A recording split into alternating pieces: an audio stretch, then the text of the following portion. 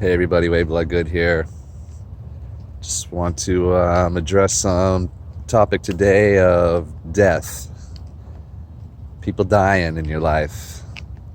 I've had, I like to use the word tremendous, a tremendous amount of loss in the death department. All my grandparents have passed away. A lot of great friends have passed away. Parents have passed away.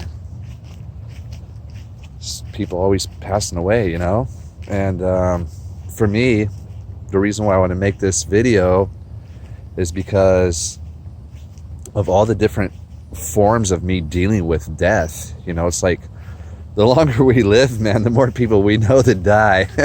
And the fact is like, it's not funny, and I know that I'm laughing, but like, it's so true, and it's fucked up. It is fucked up and hard to deal with sometimes, and I don't blame anybody that has feeling a lot of grief about things, or a lot of people that you have, it's just you're having a hard time dealing with it. I get it, trust me, and that's why I'm making this video, just to address all the different stages of it for myself. It's like, in the beginning, when people have died, it was like everybody that died, it just I never really dealt with grief properly, right?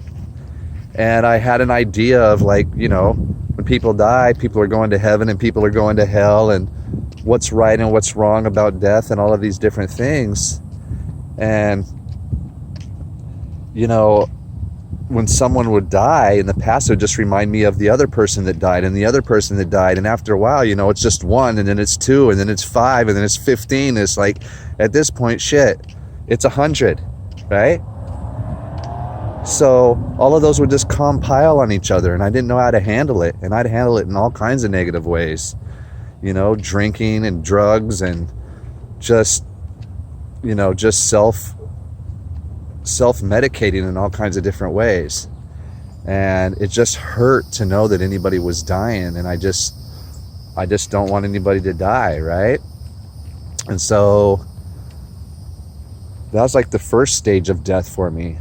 Then there became like a stage for me where I realized that death wasn't necessarily a horrible thing, and that sometimes there's ways that people die that maybe aren't the fucking best ways, but that sometimes these are the things that happen. And to know that nobody's going to heaven or nobody's going to hell, that it's all good no matter who you are or what you did, which isn't easy for everybody, because we always want people that were here doing bad things or things that we've deemed to be bad to be punished, not just here but obviously in the afterlife. So created a story about having to pay the price somewhere else for these things. And then maybe at that point, like, dealing with death for me was a little bit easier, because I had maybe a different story being told to me about people that died. Like my dad, he died not very many years ago, but he went to Vietnam as a 17-year-old kid, and he had told me he had killed 1,000 men, women, and children. 1,000 women, 1,000 men, 1,000 children, and that's a lot of killing. And that didn't make him feel very good about himself. And even though he felt like he was doing what he had to do, he didn't like that aspect of things, And he was always taught, thou shalt not kill, and thou shalt not do this, and thou shalt not do that, and it's unacceptable, and that you're going to be punished somewhere for that. And for me to believe that, my father that has been punished here this whole time that he was living, after, the self-induced hell on earth, and like the life that he didn't get to live, because it was just like he wasn't able to give himself the life that he deserved, because he had taken all of these lives, And I would like to believe in my mind and to know that within my spirit that my dad isn't in some place of some inferno flames where some person called Lucifer, Satan's there, just, stoking the fires and stuff. That's just like, the fact is that was happening to my father while he was here on earth, on the heaven and hell. Earth is heaven and hell. And and then here's what we go into my new beliefs, like everything that I'm experiencing and the messages I'm receiving from people that have passed away and people that I don't even know that passed away that have got in contact with me to tell something to one of the family members or to one of their loved ones, that I honestly don't contact anybody and share this with anybody, because I don't think that most people are going to be able to handle the fact that their child that died, or that somebody in their life that died, got a hold of me to try to convey a message to them, because they know that I have the ability to do that. And so I just kind of keep all these things to myself. But the fact be told, where I'm at now is like, yeah, it does suck that somebody's not alive. You know how bad I'd love to hold my mother? You know how bad I love it for my mother just to hold me, like in this flesh that I know so well, and the way that I know it. And now things are much different for me, to where I'm receiving it in a completely different way. It's like I can be with my mother every single day, but the torture it almost feels like, to be able to not to have what I remember in my mind in the present form of something tangible to touch, And so, but my mom is doing great. My father is doing great. All these people that he killed when he was in the war, none of those people are mad at him at all. In fact, when he passed away, these were some of the first people to show up, to be there right with him. And his mother, his biological mother, was right there for him. And they were all letting him know that it is all okay now, son. It's all okay. It's all right. And this I know. These things I know to be the truth for me.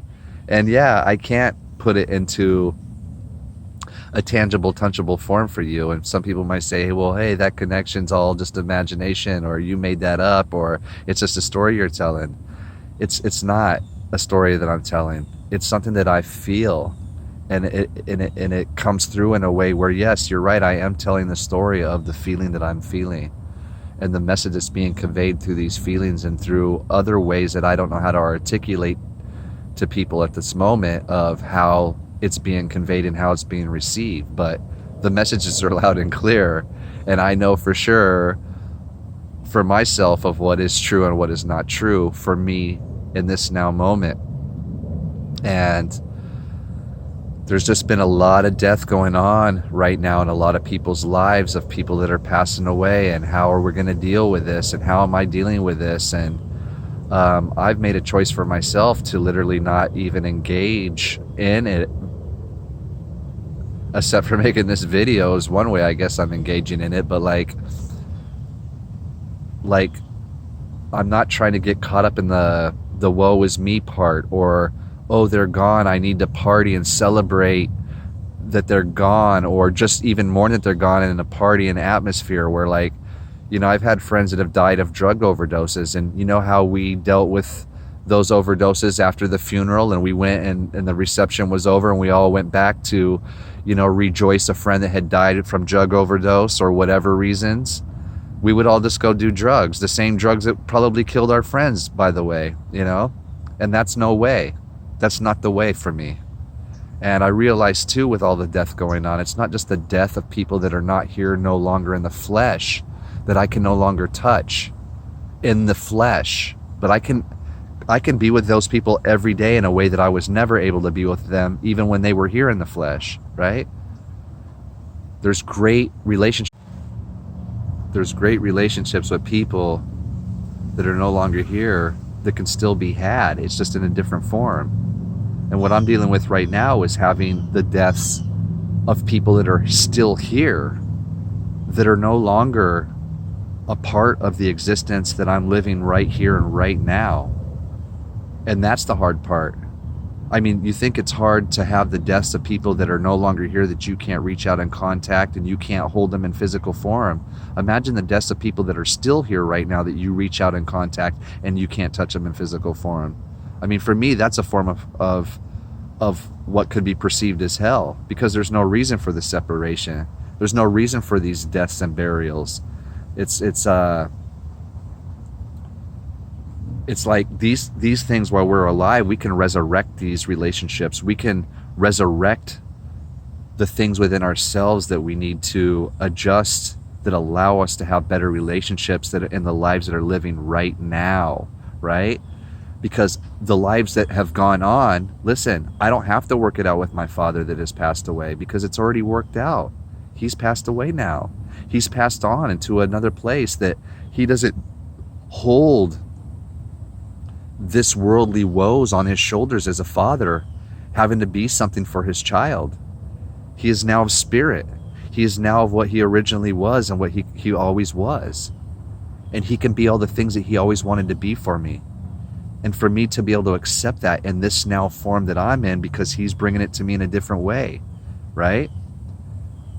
And it's a beautiful thing, because my father now has a chance to be the father he wanted for me, but it's not the father that I thought that I would have in this present moment. I thought it would be tangible. I thought it would be somebody I could hug. And when my dad was alive, believe me, that's all I tried to do, was to have a good relationship with him, right? And so in that relationship, it just wasn't working, because he held so much within himself that he couldn't allow himself to live properly. So we couldn't have this healthy conversations, these relationships. And now that he's passed on, he doesn't have to hold on to those things. And he can be open with me. And he can be truthful with me. And he can be proud of me. And he can show me where he's disappointed. He can show me where he's proud. And it's a very clear communication. And I really love my dad tremendously. And at the same time, I hated his fucking guts, you know? And now I don't hate his guts at all. It's like that doesn't exist. It was me having animosity. It was me being resentful. It was me wanting him to be feeling guilty about him not being there the way that I believed he should have been, and even the ways that he knows that he could have been. But it was just, unless he did the work, unless he was doing what he needed to do here to make that better here, instead of believing a bunch of bullshit from outside sources that you're going to go to heaven or hell, or you've done bad, or you've done this. This is what he's battling with in his mind. He didn't have to accept Jesus Christ as his Lord and Savior to go to heaven. He didn't have to accept anything in his life to be going to heaven. Heaven is already there waiting for everybody, no matter what the hell you have done. But what kind of hell are you in right now with the things that you believe that you have done, or the things that you have done, that keep you from living the heavenly life that you've been given to give right now? We're all fucking up. We're all making mistakes. We're all doing shit that, we wish we didn't do. We wish we handled it better. We wish we did this. We wish that friendship didn't end. We wish that relationship wasn't over. People that are our bloodline, people that aren't our bloodline, people that are friends. It doesn't have to be family members, all these things. And for me, it's just dealing with the death of all of these different things have just brought so much more to me, because it's okay for me to let it go. It's okay that some friendships that they have to die. They have to die for me to grow to where I need to be. I can't hold on to the old paradigm. I can't hold on to the old ways of being and doing. I can't do it anymore. I have to literally let go. And that doesn't mean that I'm not your friend. It doesn't mean I don't love you. It doesn't mean that you aren't a tremendous impact in my life. But what it does mean is I got to recognize the things in these relationships that are not healthy with me, that are not healthy for me, right? And I got to recognize in these relationships, and it's all individual, it's not collectively, but some individuals tell stories, and I've been guilty of doing the same thing. Some people make up stuff they want to be true, which we all do that. There's not anything that all of us don't do. Like, we all tell stories, we all make shit up, we all do this. Nobody's not guilty. We're all guilty of this, right? But for me, I need to be aware of this. I need to be aware of the stories I make. I need to be aware of the accountability that I have and the responsibility that I'm willing to take, or am I willing to pass blame onto somebody else, or if I'm willing to put somebody else down, or if I'm willing to address things in a condescending way, or just a way of immaturity is for me, this is for me. And when I deal with particular individuals that are alive, and even dealing with in particular individuals that aren't alive, sometimes things don't resonate with me. It doesn't feel right for me. It doesn't feel good to me. It doesn't feel good to me when I behaved in those manners towards others, and it doesn't feel good to me to receive that behavior from others because they're operating from that particular point of perspective. And the ways that we are towards each other because of that perspective, the way that we'll handle a situation, the stories that we'll make up about that person, that aren't even true. We've just made that up. But also we've also had a level of experience with people. We said, well, heck, I've known a person for their whole lifetime, and I've always seen this particular trait in them that they are not willing to look at.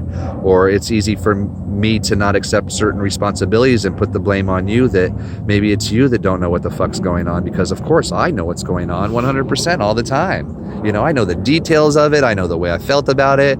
I know all of these things, right? And that's the truth for me. And if your truth goes against my truth, even though we're having the exact same experience, then shame on you, But at the end of the day, here's the way I look at it. I don't really care.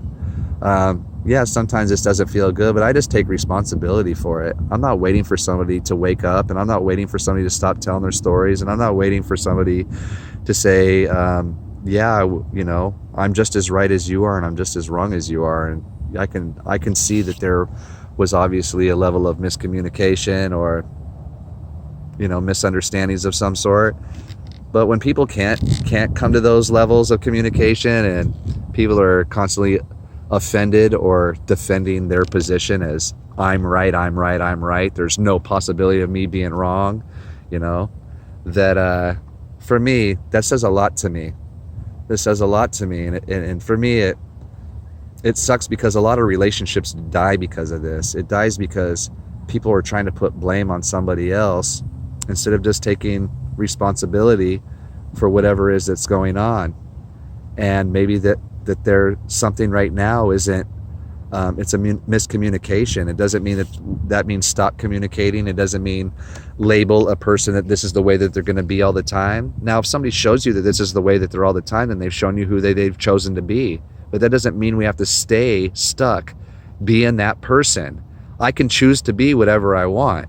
So if I choose to be somebody that can't understand today, doesn't mean I have to be a person later on in today that does understand.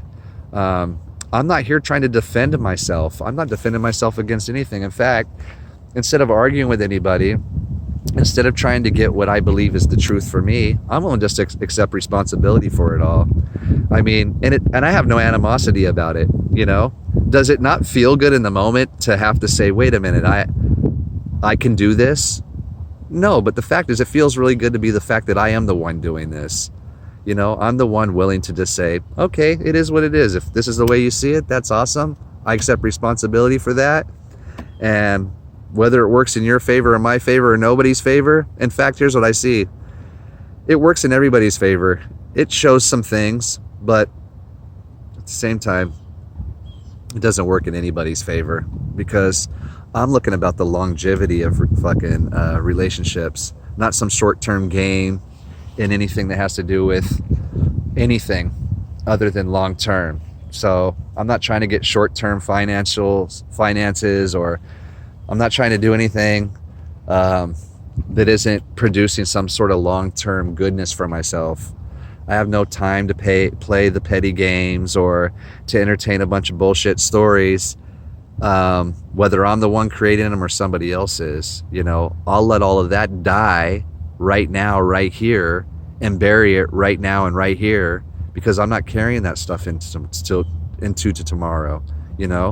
There's too many beautiful things that I could be doing. There's so many beautiful things I can be experiencing and teaching to those around me that I love, and I don't have time to burn a bunch of energy arguing and creating fucking unnecessary problems when it's so simple, the cure and the solution, and sometimes we never learn those lessons right now. We might even recognize that, hey, somebody does it this way and I do it this way, and they see it this way and I see it that way. But later on, we learn what the death actually means when we realize that those relationships that we thought we once had with these particular individuals aren't the way that they are anymore. They're different. And they're different because we made a choice to make it different. We made a choice to believe things without communicating things. We choose to create fucking stories when we don't even have all the facts of what's really happening. And not only that, we have the ability to create a bunch of fucking stories around things without the consideration of there's a possibility that maybe I've made a mistake as well. It doesn't always have to be somebody else to fucking blame. You know, maybe it's possible that two people in a conversation both misheard each other, and these things are both people's fault. If we have to put fault on it, it's not even a fault. It's a misunderstanding, you know? But in the end, I ain't got time to play these games. We don't communicate properly, or we're hearing things differently and you hear it differently than me. I'm happy that you have your ability to hear for yourself, because your hearing and your ways of doing are producing the results that you get to experience, and you get to teach those ways to the people around you that you care about, and the people that are looking down on you that you love, that you might blame, that this is the way I am because I learned this from my mom, or I learned this from my dad, or this is the way the family is and I've inherited this trait. Well, good. They're just looking down, laughing at you, going, Jesus, I was just like him. Boy, if he could just learn it. I was just like her. I could learn it without having to be that way, you know. But sometimes we have to learn. We have to be the ones that learn for everybody. We have to be the ones that are willing to break the cycles of the old patterns. We have to be the one that recognizes what's going on in the here right now and stop fighting to keep our limitations. And me, I'm not fighting to keep no limitations. I'll take responsibility for your story, for my story. And if our story is in a miscommunication and it's the death of a fucking era of having to communicate this way, then please let it be, because I want the birth of new communication to go on between me and the people that I'm experiencing in my life. Not these old ways of fighting to keep my limitation and story fucking telling of, and I'm always right in my stories. You notice that? There's hardly any stories that a person will tell where they're the one that's wrong. They'll never paint the fucking picture for you where they're the fucking villain. It's either they're the victim or they're the fucking hero, you know? Hardly anybody ever admits that they may be the villain. But whatever, man. It's all just life or death. So many people have died.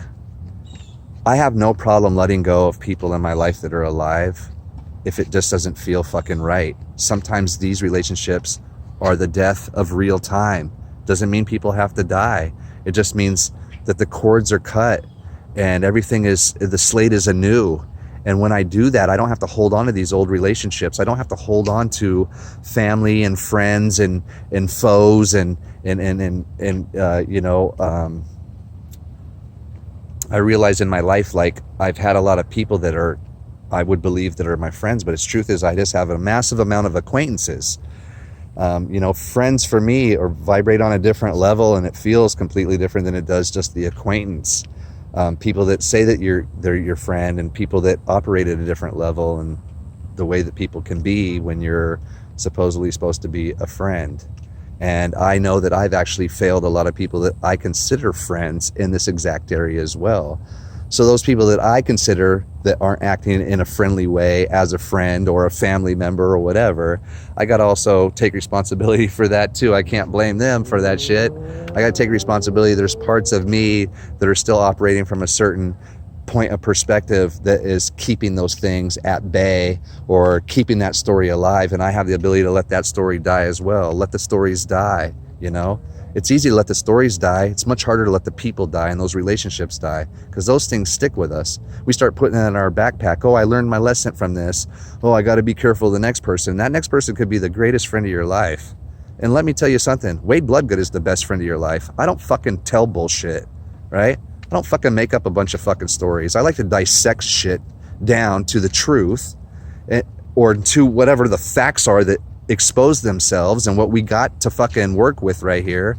And then look at all the pieces. It isn't about me trying to it isn't me trying to defend one little piece that I have over here. It's me. I want to gather all the information before I fucking come up with a response or an analogy or a belief of, hey, this is what's really going on, because there's so many fucking things going on that most of it's just made up bullshit. It's me having a feeling behind something and then creating some little story behind it that's true. Then I'll share that little story with somebody that will listen to me. And if they agree with me, then it stamps that and deems it to be the truth. Because I got somebody to agree with my point of view. Although they might not know the only story, they might not only hear the story from a one-sided point of view, yours or mine. So for me, I think that's unfair information when people don't have the whole thing. And a lot of people, even when they do have all the information, will side with you because a lot of people have a hard time telling people to their face what they feel is the truth, that's bullshit, or what you did isn't right, or the way you handled that is not the way it should have been handled, or you could have spoken in a different way, or you could have used a different tone, or you could have not been so defensive, or you didn't have. There's so many ways of being and doing that we can be, and it's all a matter of just me. These are the lessons for me to look at myself. These are the lessons for me, even though other people are showing it to me. Those are the reflections that say, are you behaving like that? How does that feel when you're engaging with that person and that immaturity level of things that you've dealt with within your family and friends and in business and all of these things? How does that feel? Say, man, it doesn't feel very good at all. It's like, okay, well, you ready to let that die now? So much easier to let these things die, because these things that we don't let die in our lives and we start boxing them up, that's what really kills us too. And we can be fucking 20 years old and fucking die from something that we shouldn't die from because we could be the freest. Listen, a lot of people look at Wade Lugga and they say, man, this guy's free. This guy is out there. He's out doing things. And a lot of people realize, hey man, this guy's caged up. This guy's got all of these things. Nobody really knows what somebody else is dealing with. I put a smile on my face because that's how I deal with things. It could be fucked up. I deal with things. Another way that I deal with things, I fucking cry. Fucking curl up in a ball right there on the ground. I'll curl up on the ball right there on the ground. And you'll be like, what the fuck's wrong with you? And it's like, well, I'm dealing with something right now, That's how I process things. But I'm in the moment of letting death be okay. Death of the right now, death of the past, and death of the future that doesn't exist at the moment, because it's all just bullshit. There's no reason to go anywhere more than where I'm at right now. Just stay right here, stay right now, and deal with what's going on right now. Honestly, you know what I mean? That means taking responsibility and looking at everything in a way where I can see everything. I can see where I've gone wrong. I can see where they've gone wrong. I can see where we've all gone right. It doesn't have to be wrong. It doesn't always have to be wrong, If you're looking for wrong, you'll find it. If you're looking for right, you'll find it. We all know that.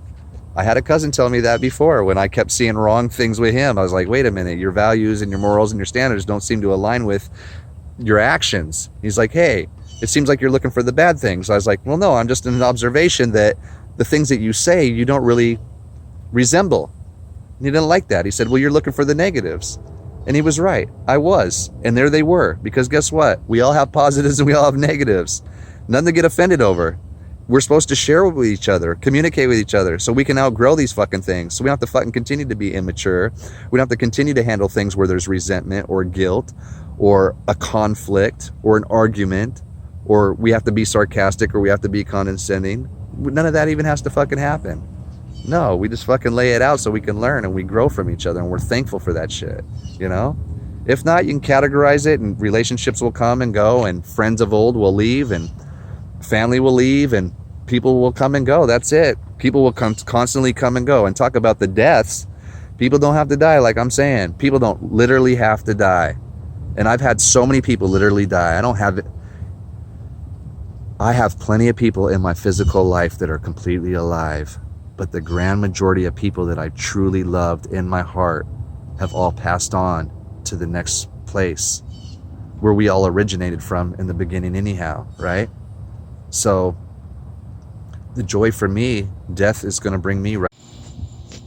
And what I'm saying is that there's plenty of people too that are dear to my heart that are still alive. Don't get that twisted.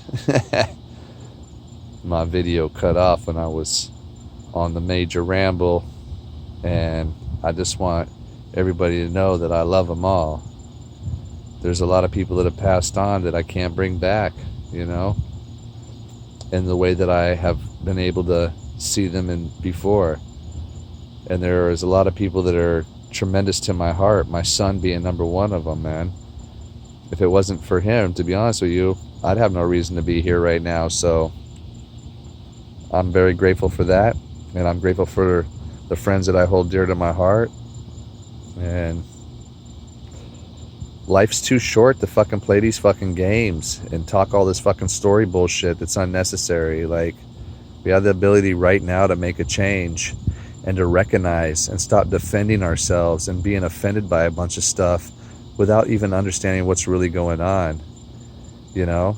And even when you actually know what's going on, there's room for adjustments. It's within myself. I can't expect anybody else to do it for me. And I got to let these old ways of myself die. These are the other forms of death. It's like, it's layers of skin over and over that keep peeling off. And the whole point of my video was to address that.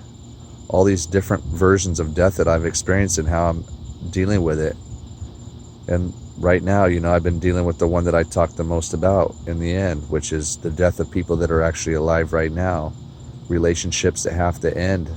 Relationships that aren't bringing life to the life that is really supposed to be lived for me. So if this resonates with you, awesome. If you listen to the end, you're an angel. And please like, share, and subscribe.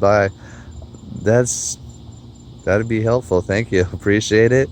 Very grateful for everybody, and thank you for listening. Have a great day. Until next time, my friends.